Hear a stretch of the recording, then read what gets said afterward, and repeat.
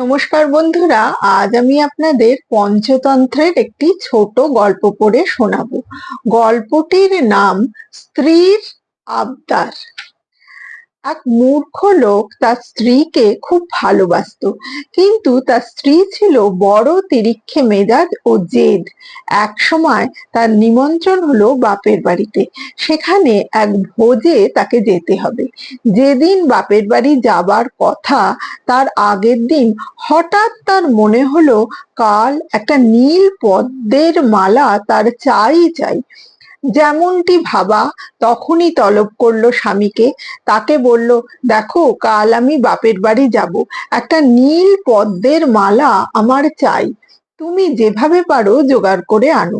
তার স্বামী মাথা চুলকে বলে, সে তো মহা মুশকিলের কথা, সে আমি কোথায় পাবো? একমাত্র রাজদিঘিতে সে ফুল পাওয়া যায়, কিন্তু সেখানে তো কড়া পাহারা থাকে।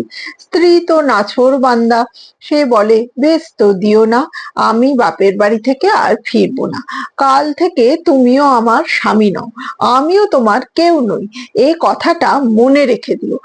বেচারা স্বামী আর কি করে, সে স্ত্রীর মন রাখতে রাতের অন্ধকারে গেল রাজবাড়ির দিঘি থেকে পদ্ম ফুল তুলতে। কিন্তু কপাল মন্দ, প্রহরীরা তাকে দেখে ফেললো। কড়া গলায় প্রশ্ন করলো, কে রে, কে ওখানে? থতমত খেয়ে লোকটি বলে, আমি একটা চখা।